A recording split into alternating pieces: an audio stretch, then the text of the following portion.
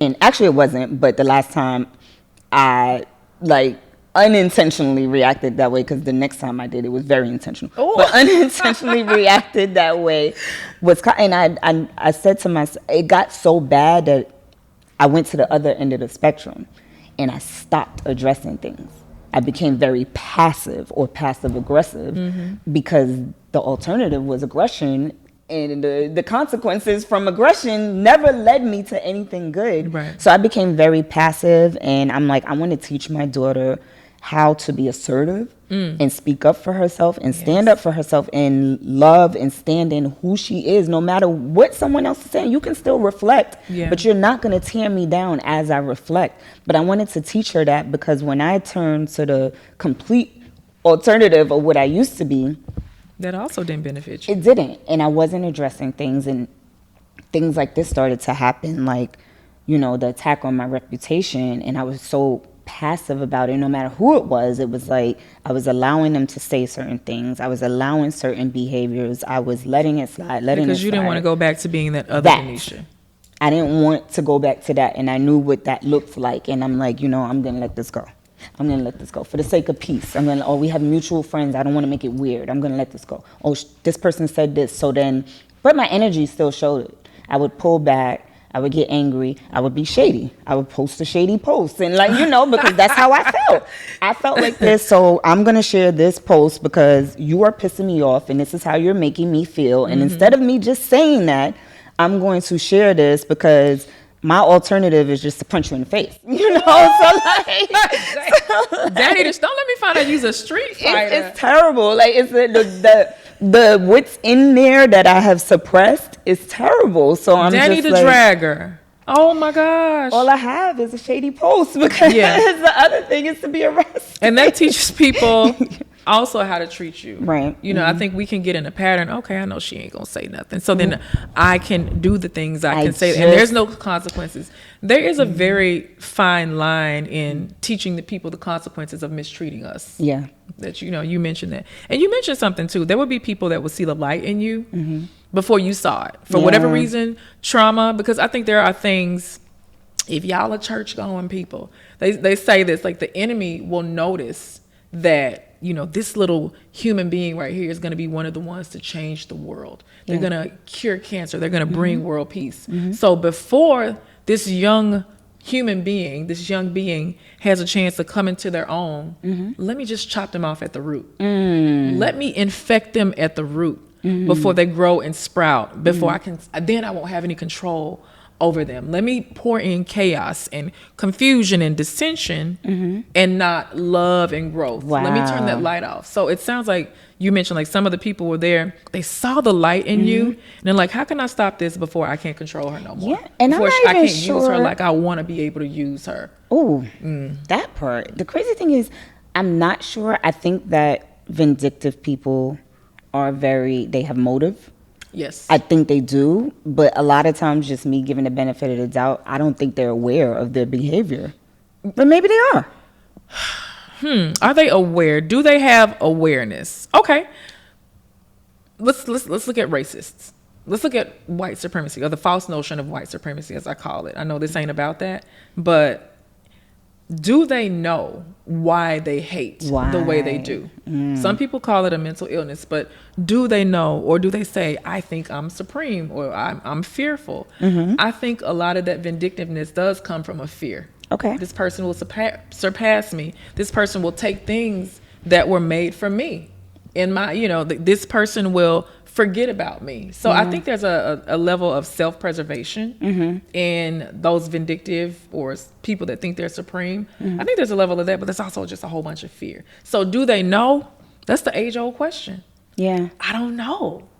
But we ain't got time to figure out, do they know if they're harming us? Because we're the ones getting punched in the face. Right. So it's like, do I care about their motive? Yeah. But I think it depends on the person. Yeah. Like a person that tries to hurt you, that's being vindictive toward you, do you give them the benefit of the doubt? I give too many benefits and doubts.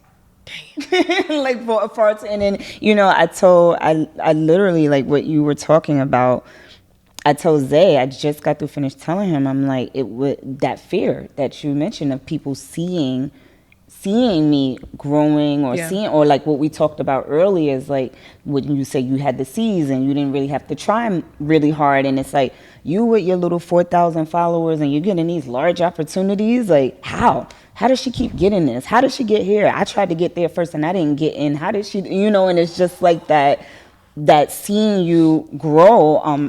Chad, Chad, our friend Chad always says, he's like, you are larger than Harlem and you don't see that. That's what he said, because I'm from Harlem. Yeah. He's like, you're bigger than Harlem. Big like, up to you're Harlem. worldwide, right? And I'm like, I never looked at it that way, but it also shed light that if Chad saw that, so do my enemies. Or people. And we need more Chads, because I'm sure just for every Chad, there's 5 more that'll be like, you local. Yeah. Why don't you just stay where you are and change? No, but we also, some people speak death over us, but there are some people that speak life and light.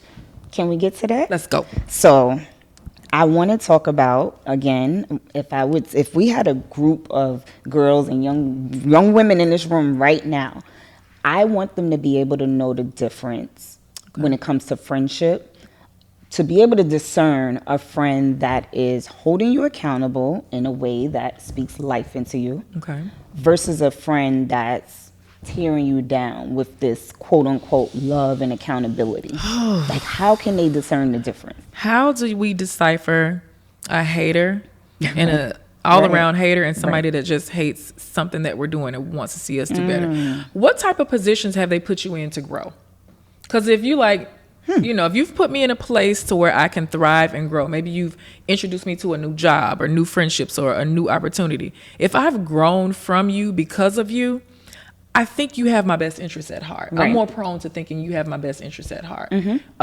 However, if you are a person that always points out the flaws, if you cannot celebrate me in my low and my highs, both, in my lows, in the little moments, I got this. I'm like, I got a New York Times bestseller, or hey, I got my book printed on Amazon. I love that. Can you celebrate me at both mediums of success, even when it doesn't benefit you? Even if it doesn't benefit you.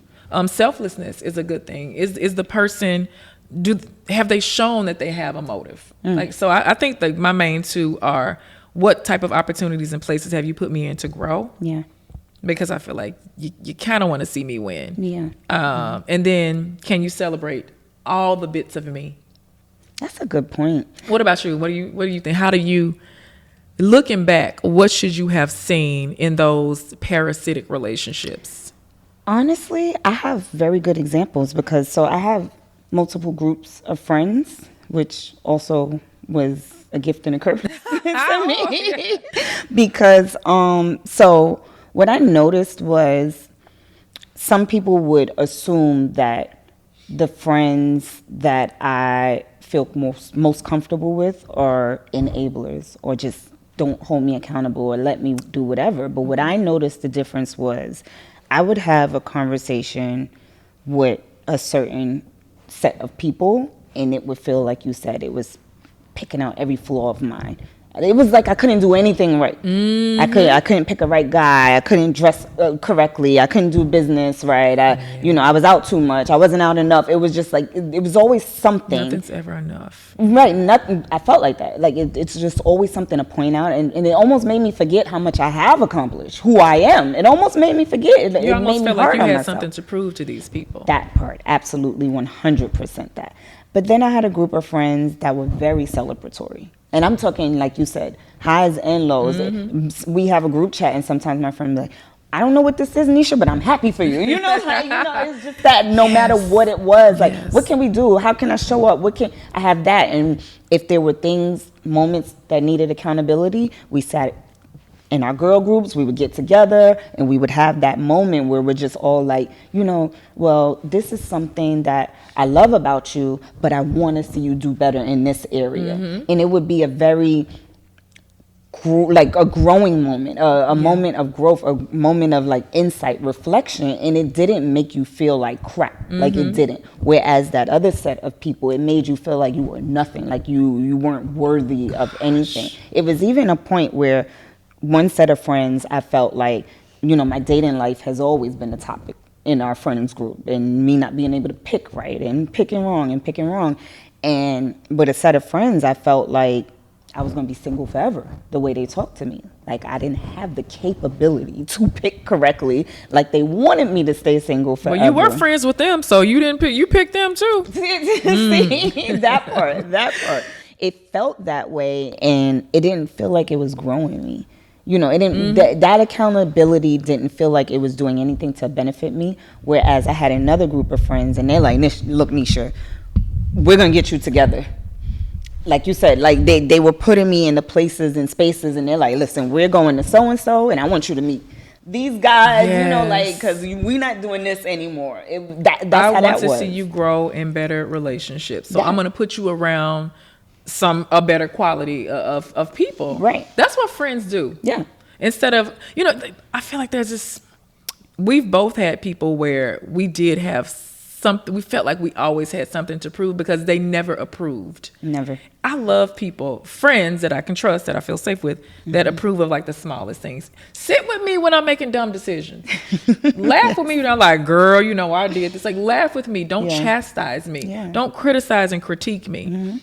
To me, that is not the marker of a friend that I would want close to me because I'm not trusting you anymore. Right. People that bring up the things that they've done for you. People that bring up your past mistakes or things that you've told them and they turn around and weaponize them, that ain't a friend. It's not a friend. And, that's when, again, when we talked about the reputation being on the line, when you have someone that uses your past, your flaws, your mistakes, your lessons as a reminder of what you're not. You got to go. You out of here. You got to go. You are not safe. I think also, my younger self, I held on to friendships long past the expiration date and they started stinking. But because I never learned how to say, hey, I think we've hit the crossroads. You can go over here with love and honor and I'm going to go over here. Yeah.